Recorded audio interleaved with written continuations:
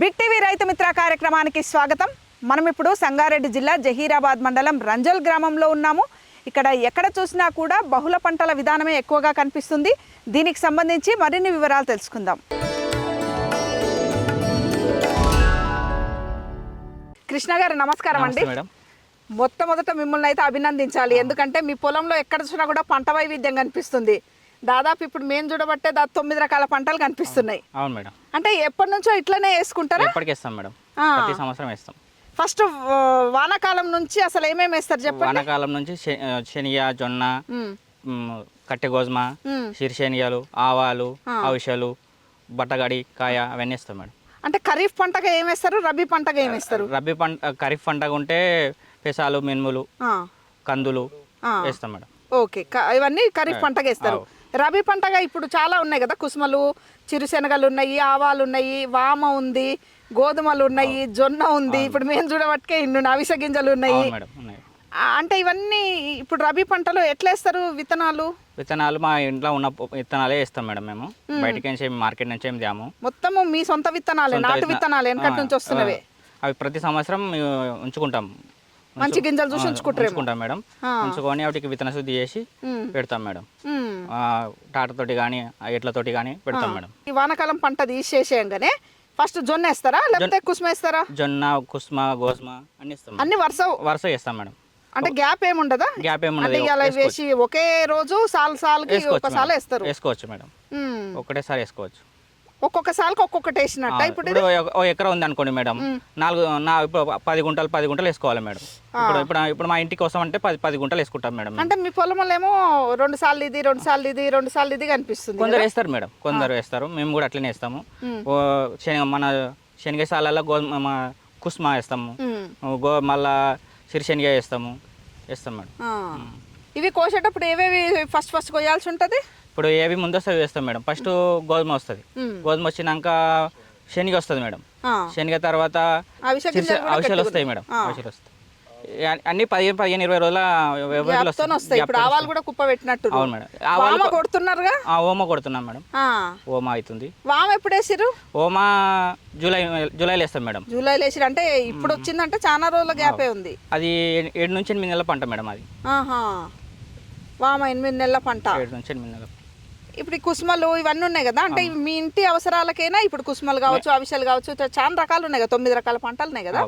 మీ అవసరాలకు ఉంచుకొని మిగతా అవసరాలకు ఉంచుకొని కుసుమ ఉంది అనుకోండి మేడం, నూనె పట్టించుకుంటాం. నూనె పట్టించుకొని అవే మేము వాడుకుంటాం మేడం.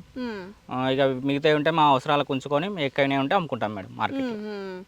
వామ కూడా అంతే? ఓమ కూడా అంతే మేడం. ఎంత వెళ్ళింది ఇప్పుడు వామ? ఇప్పుడు ఓమ 50 కిలోల దాకా వెళ్తుంది. 50 కిలోల దాకా వెళ్ళింది. ఈ 50 కిలోల కంటే ఏం ధర నడుస్తుంది ఇప్పుడు ప్రస్తుతానికి? 13,000 నుంచి 18,000 దాకా ఉంది మేడం. ఫస్ట్ మంచి మార్కెట్లో నెంబర్ 1 ఉంటే 18,000 దాకా పోతుంది మేడం. అంటే మనకు 50 కిలోలు వెళ్ళింది కాబట్టి 9,000 దాకా వస్తుంది ఆదాయం. కుసుమలు వీటికి ఏమన్నా మరి ఇన్ని రకాల పంటలు వేసిరు కదా, ఒకదానికి వచ్చిన తెగులు ఒకదానికి ఏమన్నా అటాక్ అయ్యే అవకాశం ఉంటుంది? దేనికి ఎక్కువ తెగుళ్ళు వస్తాయి ఈ 9 రకాల పంటలలో? 9 రకాల పంటలలో వచ్చేదానికి మన శనగకి వస్తుంది మేడం ఎక్కువ. ఎండు తెగులు వస్తుంది ఎక్కువ. ఎండు తెగులు శనగకి. కుసుమకు ఏమన్నా మెయింటెనెన్స్? కుసుమకు కొంచెం మెయింటెనెన్స్ తక్కువ ఉంటుంది మేడం. దానికి పెయిన్ ఉంటుంది. వన్ టైం ఒకసారి రోగర్ కొట్టుకుంటే అయిపోయాయి మేడం. కుసుమకు కూడా ఒకసారి కొట్టుకుంటారు. ఈ సాయజొన్నకి ఏం అవసరం లేదు మేడం. పిట్టలకు కాపలా కాసుకోవాలి. పిట్టలు తినిపోతాయి లేకపోతే. ఈ అవిసెలకు ఏముండదు మేడం. అవిసెలు బాగానే వస్తాయా? వస్తాయి మేడం, అవిసెలు బాగానే వస్తాయి. ఎకరానికి మంచిగా అంటే 2 ప్యాకెట్ల మీద అవుతాయి మేడం. 2 ప్యాకెట్లు అంటే 100 కిలోలు. 100 కిలోలు క్వింటాల్. అంటే అవిసెలు కూడా మంచిగానే వెళ్తాయి మేడం. మంచిగా ఇంటి మందం ఉంచుకొని అమ్ముకుంటాం. ఇంటి మందం ఉంచుకొని కుసుమలు కోయడం కొంచెం ఇబ్బంది ఏమో కదా? ఇబ్బంది ఏముండదు మేడం. మన మిషన్లతో వచ్చినాయి, మిషన్లు హార్వెస్ట్ మిషన్లు వచ్చినాయి, అవే చేస్తాం. అంటే ఇప్పుడు మీరేమో ఒకటే పొలంలో కుసుమ పెడితేనే మిషన్ కోయడం ఈజీ కదా, సాళ్ళ పెట్టిరు కదా. సాల పెడితే మనుషులతో తీయాలి మేడం. తీసి మిషన్కి వేసుకోవాలి, సపరేట్ తెచ్చుకొని. అది కొంచెం కోసుడు, అది ముళ్ళతోని కదా. ముళ్ళంటే ఇక అలవాటు ఉన్న వాళ్ళకి ఏం కాదు, కొంత మా అలవాటు లేని వాళ్ళకు జర ఇది అవుతుంది మేడం. ఆహా. చిరుశనగలు అన్నారు కదా, చిరుశనగలు అంటే ఏంది, మసూర్ దాలేనా? అవును మేడం, మసూర్ దాల్. అయితే మనం మిక్చర్లకు వేసుకోవడానికి పప్పుకు వస్తుంది మేడం, మంచి టేస్ట్. ఎర్రపప్పు. ఎర్రపప్పు అంటారు. అదే మిక్చర్లు వేస్తేనే మసూర్ దాల్ లాగా అంటారు. ఎర్రపప్పు మేడం. ఆహా, అది తినడానికి ఉంచుకుంటారా, అది సేలేనా? తినడానికి ఉంచుకుంటాం. ఎక్కువ ఉంటే మనకు ఎక్కువ అంటే మార్కెట్లో అమ్ముకుంటాం మేడం. ఇప్పుడు మీకున్న మొత్తం పొలం ఎంత? 2 ఎకరాలు మేడం. ఇప్పుడు వీటికి మరి పిచికారీలు ఏమన్నా చేసుకుంటారా, అంత సహజ సిద్ధంగా వండినయేనా? పిచికారీ ఏం చేయం మేడం, నేనైతే మామూలుగా వర్షధారంగా అన్ని మేమేం చేయం. మొత్తము మంచిగా వండుతుంది, అది కూడా మంచిగా వండుతాయి. మంచిగా వండుతుంది. రబీ పంట మొత్తం మంచుకన్నట్టే, ఇక పెద్ద నీళ్లు ఇవ్వాల్సిన అవసరం కూడా ఏం లేదు. ఏ దానికి రబీ పంటకి ఏ దానికి అవసరం లేదు వాటర్. అంకురికి మంచిగా వండుతుంది. మంచిగా పడుతుంది. ఖరీఫ్ అప్పుడు ఈ పెసర్లకు మినుములకు కంపల్సరీ వర్షం కావాలి మేడం. వర్షం కావాలి. 15 నుంచి 20 రోజులకు ఒకసారి వర్షం కావాలి మేడం. అవేమో వానాకాలం పంటలుగా పండిస్తారు, ఇవేమో మంచుకు పండిస్తారు. ఇప్పుడు మీకు నీళ్ళ సౌలత్ ఉందా? లేదు మేడం. నీళ్ళ సౌలత్ లేకున్నా కూడా దాదాపు 9 రకాల పంటలు పండిస్తున్నారు. అవును మేడం. కృష్ణ గారు, మీరు ఇందాక కట్టె గోధుమలు అన్నారు కదా, మేడం. ఈ కట్టె గోధుమలు మామూలు గోధుమలు ఒకటేనా, బన్సీ గోధుమలు ఈ రెండు ఒకటేనా? అవి వేరే ఉంటాయి మేడం, ఇవి వేరే ఉంటాయి. ఇవి అవి కూడా సేమే, కానీ ఇవేమో కట్టె గోధుమలు ఏమో చపాతీలకు వస్తాయి. అంటే ఇవి కొంచెం సన్నం ఉన్నాయి. మామూలుగా మనం షాప్లలో గోధుమలు కొంటేనే కొంచెం దొడ్డుగా ఉంటాయి. మీరు కట్టె గోధుమలు ఏమో జర సన్న గొడ్లకి జల్లాగా ఉన్నాయి. అవును మేడం. అయితే ఈ వాటర్ కు వండుతాయి అవి, మీరు అన్నాయి బన్సీ గోధుమలు. ఇవేమో వాటర్ వండే కాలు మంచిగా వండుతాయి. ఇవి కూడా మంచిగా వండిస్తారు. మీ ఇంటికి సరిపడా గోధుమలు మీరే వండించుకుంటారు. గోధుమలు అయితే మా ఇంటి పూర్తిగా వేసుకుంటాం, అమ్మడానికి వేసుకోము ఇక మేము, పూర్తిగా వేసుకుంటాం మేము. అంటే వీటి విత్తనమే సపరేటా? సపరేట్ ఉంటుంది మేడం. అంటే మేమే ఉంచుకుంటాం విత్తనం, ప్రతి సంవత్సరం మిగులు పెట్టుకో ఒక 5 కిలోలు 10 కిలోలు ఉంచుకొని అవసరం ఉన్నాయని వేసుకుంటాం. మళ్ళీ ఎవరికైనా కావాలంటే బదిలిసుకుంటాం. కుసుమలు ఆ విషయాలు అన్నీ అంతేనా? అంతే మేడం, అంతే మేడం. వామ ఎంత వెళ్ళింది ఇప్పుడు? వామ ప్రస్తుతానికి ఇప్పుడు 50 కిలోలు వెళ్తుంది మేడం. 50 కిలోలు. ఈ ఆవాలు ఎన్ని వెళ్తాయి అందాదా? ఆవాలు 4 కిలోల దాకా వెళ్ళినాయి మేడం. 4 కిలోలు. 4 కిలోలు. ఏవైనా వెళ్ళినా కూడా మీ ఇంటి మందం ఉంచుకొని మిగతాయి అమ్ముకుంటారు. అమ్ముకుంటాం. ఆరోగ్యపరంగా అయితే బాగుంటది, కానీ మరి ఆదాయ పరంగా కూడా మంచిగానే ఉందా? ఆదాయం అంటే తక్కువ ఉంటుంది మేడం, ఆదాయం ఇక ఉంటది. ఇప్పుడు ఓమ అంటే మొత్తం అమ్మేసుకుంటాం, ఒక 2 కిలోలు ఉంచుకుంటాం. ఓమదేమో అమౌంట్ వస్తుంది మేడం, ఓమది వస్తుంది అమౌంట్. కుసుమలు కూడా ఇప్పుడు ఎకరానికి అయినాయనుకో 200 కిలోలు అవుతాయి. 200 కిలోలు అయినప్పుడు 3 బట్టలు అవుతాయి. అవి 30 కిలోలు అవుతుంది. 30 కిలోలు అయినా సంవత్సరం వరకు వస్తుంది. మొత్తం ఏడాది అంతా సరిపోతుంది. ఏడాది సంవత్సరం అంతా సరిపోతుంది. కానీ చాలా మంది రైతులు ఇట్లా చేస్తారా? ఇట చాలా మంది చేస్తారు మేడం. ఇప్పుడు సాయజొన్నలు అంటారు కదా మేడం, సాయజొన్నలు కూడా మంచికే కదా పండి? మంచికే మేడం, మంచికే. ఒక 15 రోజుల తర్వాత వర్షం పడ్డదనుకో ఇక దానికి అవసరమే లేదు వాటర్, ఇక మంచిగా వండుతుంది. అందులో ఏది అవసరం లేదు. ఇక సాయజొన్నకైతే ఏమీ కొట్టాం మేడం మేము, సాయజొన్నకైతే. కానీ మీరు మంచి వ్యవసాయం చేస్తారు, ప్రకృతికి కావాల్సిన వ్యవసాయం చేస్తారు, మీ ఆరోగ్యానికి అనుకూలమైన వ్యవసాయం చేస్తారు. అంటే వెనకటి నుంచి మీ పెద్దలు కూడా ఇట్లానే వేసుకునేదా? మా నాన్న వాళ్ళు కూడా ఇదే చేశారు మేడం. వర్షధార పంటలు మొత్తం పండించేవాడు మా నాయన కూడా, మా ఫాదర్ కూడా. ఇక నేను కూడా అదే కొనసాగిస్తున్నాను మేడం. నీటి వసతి లేకున్నా కూడా వర్షాకాలం వానాలను ఉపయోగించుకొని పండే పంటల్ని పెట్టుకుంటారు. ఈ రబీ సీజన్ లో ఈ అనుకూలం ఉండే పంటలను పెట్టుకుంటారు. మీ నేల కూడా వీటికన్నిటికీ అనుకూలంగా నల్లరేగడి మేడం, అన్ని పంటలకు అనుకూలంగా ఉంటుంది మేడం. ఇది నల్లరేగడి నేల మొత్తం అనుకూలంగా ఉంటుంది, ప్రతి పంట అవుతుంది. రబీ పంట ప్రతి పంట అవుతుంది మేడం. ఇప్పుడు ఈ రబీ పంట మీద ముఖ్యంగా ఖరీఫ్ అంటే వర్షాలకు పండుతుంది, అప్పుడు కొంచెం డిఏపి యూరియాలు వాడతారేమో కదా? అవును మేడం. ఇప్పుడు రబీ పంటకైతే ఇవి కూడా ఏం వాడాలి? మేడం పెట్టుబడి ఖర్చు ఇన్ని రకాల పంటలు వేసారు కదా, దాదాపు 9 రకాల పంటలు. ఎంత పెట్టొచ్చు? విత్తనం మీదే, పెద్ద ఎరువులు పురుగు మందులు కూడా వేయలేదంటారు. డాక్టర్ కిరాయి ఉంటుంది మేడం, 1500 తీసుకుంటారు ఎకరానికి. ఎకరానికి అల్లనిగా మొత్తం పెట్టిస్తాడు మనకి, ఆయనకి డాక్టర్ ఆయనకి చెప్తే ఎకరానికి 1500 తీసుకుంటారు మేడం. అంతేగాని ఒక 1 టైం కలుపు తీస్తాం మేడం. అంటే ట్రాక్టర్ కి ఎకరానికి 1500, ఒకసారి కలుపు తీసే కూలి. అవును మేడం. అవి ఎంత అవుతుంది అందాది ఎకరానికి? కలుపు తీయనంటే 1500 దాకా. 1500 ఒక 3000 మహా అంటే 5000 అయిపోతుంది. 5000 రబీ పంట కంప్లీట్ అయిపోతుంది. ఒక 8-9 రకాలు మన ఇంటికి వస్తాయి ధాన్యం. కానీ చాలా మంచి రకమైన వ్యవసాయం చేస్తున్నారు, వైవిధ్యభరితమైన పంటల్ని పండిస్తారు. థ్యాంక్ యూ కృష్ణ గారు.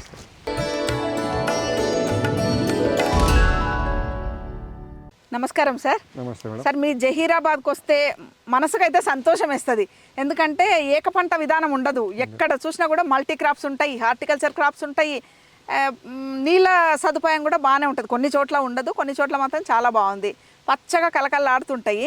ఈ పంట వైవిధ్యం అయితే చాలా బాగుంది సార్. ఇక్కడ ఎకరం 2 ఎకరాలు ఉన్న వాళ్ళు కూడా 9-10 రకాల పంటలు పండించుకుంటున్నారు. అంటే ఈ నేల స్వభావం కూడా అట్లే ఉంది. ఎన్ని రకాలు పండుతాయి సార్ మామూలుగా? ఈ రబీ పంటగా ఏవే వేసుకోవచ్చు, ఖరీఫ్గా ఏవే వేసుకోవచ్చు? మేడం మీరు అన్నట్లు మా తెలంగాణలోనే ఈ జైరాబాద్ ప్రాంతము వైవిధ్య భరిత పంటలకు నిలయం అని చెప్పుకోవచ్చు. ఇప్పుడు ఇక్కడ మీరు చూస్తున్నారు ఈ రబీ కాలం లోపలనే మీకు ఒక వితౌట్ వాటరు ఒక 9 రకాల పంటలు మీకు కనిపిస్తున్నాయి.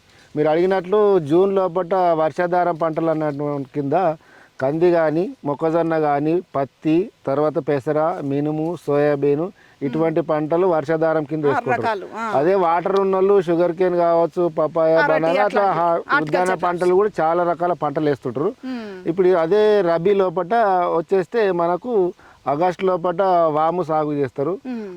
దాంతో పాటుగా మళ్ళీ రబీ లోపల సాయజొన్నలు కానీ, శనగ, కుసమ, అవిసెలు, చిరుశనగలు, మీరు చూసినట్ల ఇప్పుడు అక్కడ చూసారు మీరు మెంతులు కూడా కనిపిస్తున్నాయి, అక్కడ మెంతులు కూడా కనిపిస్తున్నాయి. ఇప్పుడు తను చెప్పినట్లు కట్టె గోధుమ ఇవన్నీ పంటలకు కూడా నీళ్ళు అవసరం లేదు. భూమిలో ఉన్న తేమని తీసుకుంటూ రాత్రి మంచు పడుతుంది, ఆ మంచు ద్వారానే ఈ పంటలు అనేవి వండుతాయి మేడం ఇక్కడ. ఇంకా మీరు పెట్టుబడి విషయానికి వచ్చేస్తే ఒకసారి పొలం దుక్కి చేసిన తర్వాత దానికి ఒక డిఏపి బ్యాగ్ వాడతారు, ఇక మిగతా ఎరువులు ఏం వాడరు. ఇక పెస్టిసైడ్స్, ఫంగిసైడ్స్ కూడా పెద్ద అవసరం పట్టది. ఈ కుసుమలకి కొంచెం పేనుబంక అటువంటిది వస్తుంది కాబట్టి దానికి ఒక పేనుబంక ఒక మందు కొడితే సరిపోతుంది. అదే శనగ లోపల కూడా మనకు ఎండు తెగులు ఒకటి వస్తుంది, దానికి విత్తన శుద్ధి ద్వారా ఎండు తెగులు కంట్రోల్ చేసుకోవచ్చు. తర్వాత పురుగులు అనేటివి కూడా పచ్చ పురుగు అనేటివి ఒకటి వస్తుంటుంది, ఆ పచ్చ పురుగులకు కూడా ఒక్కొక్కసారి స్ప్రే చేస్తే సరిపోతుంది మేడం. అంటే ఈ రబీ పంటకు సంబంధించి అంటే పెట్టుబడి ఖర్చు తక్కువ. ఈ కాలంలో రబీ కాలంలో తెగుళ్ళు కూడా తక్కువ ఉంటాయి కదా? చాలా తక్కువ ఉంటాయి మేడం తెగుళ్ళు. మీరు అన్నట్లు రబీలో పండే పంటలకు తెగుళ్ళు కానీ పురుగులు కానీ చాలా తక్కువనే ఉంటాయి. ఇక జొన్నలకైతే అసలు ఎటువంటి మందులు కొట్టాల్సిన అవసరం లేదు. జొన్నలకైతే అసలు మందులు కొట్టాల్సిన అవసరం లేదు, కట్టె గోధుమకు కూడా కొట్టాల్సిన అవసరం లేదు. ఏమైనా స్ప్రేస్ వాడతాడంటే ఆ కుసుమకు కానీ శనగకు మట్టుకే వాడతారు. ఈ 9 రకాల పంటలలో 7 రకాల పంటలకు వితౌట్ పెస్టిసైడ్, వితౌట్ ఫంగిసైడ్స్. ఇక తను రైతులు చెప్పినట్లు పెద్ద మొత్తంలో సాగు చేసేటోళ్ళు వాళ్ళకు అవసరానికి ఉంచుకొని మిగతా అమ్ముకుంటారు. కానీ ఇట్లా ఒకటే ఎకరా లోపల 7-8 రకాల పంటలు వేసేటోళ్ళు వాళ్ళకి సంవత్సరానికి సరిపోను ధాన్యం ఇంట్లోనే, నవధాన్యాలు ఇంట్లోకి వస్తాయి. ఇక తను కొనుక్కోవడం అయితే బియ్యం, మా దగ్గర బియ్యం పండాయి కాబట్టి బియ్యం ఒకటి కొనుక్కుంటాడు, మిగతా అన్ని తన పొలంలో పండిన పంటల ఉత్పత్తులనే వాడుకుంటాడు. ఈ నేల స్వభావం గురించి కూడా ఒకసారి చెప్పండి సార్. మేడం మీరు అన్నట్లు ఈ రబీ పంటలు అనేటివి నల్లరేగడి నేలలు, నల్లరేగడి నేలల్లో సూటబుల్ దానికి. ఈ నల్లరేగడి నేలల లోపల ఈ నేను చెప్పినట్లు 9 రకాల పంటలు ఇక్కడ పండించుకోవచ్చు. అదే ఎర్ర నేలల లోపల భూమి లోపల తేమ ఉండదు కాబట్టి ఈ పంటలు పండాయి. దాంట్లోకి జూన్లో ఖరీఫ్ లోపల కంది కానీ, మొక్కజొన్న కానీ, ఇవి పత్తులు ఇటువంటి కొందరు వేసుకుంటారు. ఇక అది ఒకటే క్రాప్ అనమాట. ఈ దీంట్లో అంటే మనం ఖరీఫ్ లోపల సోయాబీన్ అటువంటి వేసుకొని హార్వెస్ట్ చేసుకోవచ్చు. మళ్ళీ రబీలు ఇంకొక పంట పెట్టుకోవచ్చు ఆయన. ఈ నల్లరేగడి నేలలకు ఇన్ని రకాల పంటలు వేసుకోవచ్చు. రెండు ఖరీఫ్ రబీ వేసుకోవచ్చు. అదే వాటర్ ఉంటే మళ్ళీ సమ్మర్ క్రాప్స్ కూడా ఎండాకాలం పంట వాటర్ ఉంటే ఈ పంటలు హార్వెస్ట్ చేసిన తర్వాత ఇంకో పంట కూడా వేసుకోవచ్చు వాటర్ ఫెసిలిటీ ఉంటే. ఇది ఇక్కడ ఈ నేలలకు ప్రభుత్వం కూడా చాలా కాలంగా చెప్తూనే ఉంది ఏక పంట నుంచి బహుళ పంటకు వెళ్ళండి అని. అవును మేడం మీరు అన్నట్లు ఏక పంట వేస్తే ఒకవేళ నష్టం వస్తే కూడా ఆయన భరించలేని పరిస్థితి ఉంటుంది కాబట్టి ఒక 4-5 రకాల పంటలు వైవిధ్యభరిత పంటలు వేసుకుంటే ఒక పంట లోపల నష్టం వచ్చినా కూడా ఇంకొక పంటనన్నా ఆదుకుంటుంది రైతులకు అనే ఉద్దేశంతో మేము కూడా వాళ్ళకి ఎంకరేజ్ చేస్తున్నాం మేడం. ఇప్పుడు ఈ జొన్నలు కూడా మేము ఇచ్చినవి ఉన్నాయి డిపార్ట్మెంట్ తరఫున, ఆ తెల్ల కుసుమలు కూడా మేము డిపార్ట్మెంట్ తరఫున ఇచ్చినాం మేడం. రైతులకు మేము ప్రోత్సహిస్తున్నాం వ్యవసాయ శాఖ ద్వారా. సరే ఇప్పుడు విత్తనాలు ప్రభుత్వం తరఫున కొంత ప్రోత్సాహం ఉంది, కొన్ని విత్తనాలేమో వెనకటి నుంచి వస్తున్న సాంప్రదాయ విత్తనాలేనా? అవును మేడం, ఇప్పుడు అది అవిసెలు కానీ చిరుశనగలు అటువంటి అన్ని రైతులు వాళ్ళు దాపెట్టుకున్న విత్తనాలే, లేకపోతే వాళ్ళు తెలిసిన రైతుల దగ్గరికి వెళ్ళి కలెక్ట్ చేసుకుంటారు. ఇప్పుడు ఉదాహరణకు జొన్నలు ఈ కుసుమల మటుకు డిపార్ట్మెంట్ తరఫున మేము పంపిణీ చేయడం జరిగింది. ఆ కట్టె గోధుమలు కానీ అవిసెలు కానీ చిరుశనగలు ఈ ఆవాలు ఇవన్నీ వాళ్ళు ఒక రైతు దగ్గర నుంచి ఒక రైతుకు బదులు తీసుకున్న విత్తనాలే కానీ పెద్దగా బయటకు వెళ్ళి తీసుకురా వాళ్ళు నిల్వ పెట్టుకుంటారు మేడం. మళ్ళీ వచ్చే సంవత్సరం వరకు ఆ విత్తనాలను జాగ్రత్తగా కాపాడుకుంటారు. మార్కెట్ పైన ఆధారపడడం అనేది చాలా తక్కువగా ఉంది ఈ ఈ మోడల్. విత్తనాలకు మటుకు ఇన్ని రకాల పంటలకు మార్కెట్ మీద డిపెండ్ అవ్వాల్సిన అవసరం విత్తనం లేదు. కొనుక్కొచ్చుకోవడం, విత్తనం ఈ ఖర్చు అటువంటిది అనేదే లేదు. లేదు మేడం. ఈ రకమైన ఈ పంటలకు అన్నిటికీ రైతుల దగ్గర ఒక రైతు దగ్గర పోతాయి కానీ విత్తనాలు మటు బయట మార్కెట్లో ఏం కొనుక్కోరు మేడం. దీనివల్ల పెట్టుబడి ఖర్చులు కూడా చాలా తగ్గుతాయి. పెట్టుబడి ఖర్చులు కూడా తగ్గుతాయి. మీరు అన్నట్లు ఆరోగ్య విషయం పరంగా కూడా చూస్తే జొన్నలు తినడం కూడా ఆరోగ్యపరంగా మంచిది. ఆ కుసుమ నూనె తినడం వల్ల కూడా ఆరోగ్యపరంగా మంచిది. ఇక ఔషధపొడి ఆరోగ్యానికి మంచిది. ఔషధాలు తినమని కూడా చెప్తుంటారు డాక్టర్స్ కానీ. మేము ఔషధపొడి ఇక్కడ చాలా మంది రైతులు కావచ్చు, ఇక్కడ ఉన్న మామూలు పబ్లిక్ కూడా ఆహారంలో భాగంగా అయిపోయింది మేడం ఔషధాలు కూడా. ఇక కట్టే గోధుమల విషయానికి వస్తే కట్టె గోధుమ అనేది మామూలుగా గోధుమలకి ఇప్పుడు పంజాబ్ ఏరియాలో అక్కడ ఏరియాలో గోధుమలు బాగా పండిస్తారు. మీరు అన్నట్లు వరికి పెట్టినట్లు వాటర్ పెడతారు, నీళ్ళ తాడి ఇస్తారు. దీనికి నీళ్ళ తాడి అవసరం లేదు. మామూలుగా ఈ భూమిలో ఉన్న తేమని తీసుకొని ఈ రబీ పంటలతో మంచు ద్వారానే ఆ కట్టె గోధుమలు వండుతాయి. అది కొంచెం గట్టిగా ఉంటది కాబట్టి కట్టె గోధుమ. అంటే ఇది చిరుధాన్యాల లోపలే అది వేరు ఇది వేరు కట్టె గోధుమ. ఈ గోధుమను వీళ్ళు మామూలు రైతులు ఏం చేసుకుంటారు అంటే పిండి పట్టించేసి చపాతీ చేసుకుంటారు, పోలేలు చేసుకుంటారు పండగలకి. తర్వాత షాంగులు పట్టించుకుంటారు. షాంగులు అంటే సేమియాలు పట్టించుకొని తింటారు మేడం. చాలా హెల్తీ ఫుడ్ ఇది కట్టె గోధుమ. కట్టె గోధుమ అంటే ఈ విత్తనం ఆ విత్తనం మొత్తం డిఫరెంటే మేడం. డిఫరెంటే. అది చూడడానికి మనకు లావుగా అనిపిస్తుంది. ఇదేమో లావు ఉంటుంది, ఇదేమో సన్నగా వడ్ల గింజ లాగా ఉంటుంది. చపాతీ కూడా తినడానికి టేస్ట్ గానే ఉంటుంది, బాగానే ఉంటుంది. షాంగులు చేసుకుంటారు, బొడిమిల్లి చేసుకుంటారు, పాయసాలు అవి చేసుకుంటారు. చాలా బాగుంటుంది మేడం. సరే, ఇప్పుడు వీళ్ళకేమో నీళ్లు లేవు కాబట్టి ఈ పంటతో ఎండు మళ్ళీ వానాకాలం వరకు ఎదురు చూస్తారు వీళ్ళు. ఒకవేళ ఇన్ కేస్ ఇక్కడే నీళ్లు ఉంటే ఈ పంటలు ఇప్పుడు రబీ పంటలు తీసినాక ఏం వేసుకునే అనుకూలం ఉంటుంది ఇక్కడ? ఇప్పుడు ఒకవేళ ఇదే భూమి లోపల వాటర్ ఫెసిలిటీ ఉన్నది అనుకోండి మేడం, ఈ పంటలు అయిపోగానే టమాటాలు కానీ కూరగాయలు అటువంటి వేసుకోవచ్చు. మళ్ళీ జూన్ కల్లా వేరే పంటలు వస్తాయి. ఇప్పుడు మనకి 2-3 నెలల లోపల టైం ఉంటుంది. ఇప్పుడు మార్చి, ఏప్రిల్, మే ఈ 3 నెలల లోపల ఏం పంట అయితే వస్తుంది ఆ పంటలు వేసుకుంటారు. మళ్ళీ జూన్ లోపల మళ్ళీ రొటన్ క్రాప్స్కి వెళ్ళిపోతారు. నీళ్ళ ఫెసిలిటీ ఉంటే అట్లా ఈ పంటలు వేసుకోవచ్చు. నీళ్ళ ఫెసిలిటీ ఉంటే 3 పంటలు పండించుకో. ఇప్పుడు టమాటా కానీ, బెండకాయ, వంకాయ, కూరగాయలు, ఆకుకూరలు ఏదైనా వేసుకోవచ్చు. మళ్ళీ జూన్ లోపల కొత్త రకం మళ్ళీ వర్షాధారం పంటలు వేసుకోవచ్చు. సార్, ఒక వ్యవసాయ విస్తరణ అధికారిగా ఈ బహుళ పంటల విధానం గురించి మీరు రైతులకు ఇచ్చే సలహా సూచన ఏంది? ఈ ప్రాంత రైతులైతే మీరు చక్కగా మోటివేషన్ చేస్తున్నారు, వెనకటి విధానాన్ని కొనసాగిస్తున్నారు రైతులు, మీరు కూడా మీ తరఫున ప్రోత్సహిస్తున్నారు. వేరే రైతులకు కూడా ఈ బహుళ పంటల విధానానికి సంబంధించి మీరు ఇచ్చే సలహాలు సూచనలు? మేడం, మీరు ఇప్పుడు ఇంతకుముందు చెప్పినట్లు జైరాబాద్ ప్రాంతం బహుళ పంటలకు నిలయం అని చెప్తున్నాము. ఇప్పుడు వేరే ప్రాంతాలకు వెళ్తే పత్తి వేస్తే అందరు పత్తి వేయడము, వరి వేస్తే అందరు వరి వేయడము, అట్లా ఒక పంటతోటే వాళ్ళు సరిపెడుతున్నారు. భూమి లోపల మన రాసాయనిక ఎరువులు అంటే నిల్వ ఉండిపోతున్నాయి. ఈ బహుళ పంటలు వేయడం వల్ల భూమికి పోషకాలు కూడా అందుతాయి మేడం. ఇప్పుడు మనకు ఉదాహరణకు శనగ తీసుకున్నాం. శనగ లోపల మనకు రైజోబియం అనేది అక్కడ నిల్వ తీసుకుంటుంది బుడిపల్లల్లో.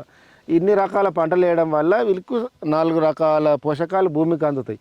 అదేవిధంగా ఈ ఆహారం తినడం వల్ల కూడా ఆరోగ్యాలతో ఉంటాం. మనము దవాఖానలకు పోయిన పరిస్థితి లేదు.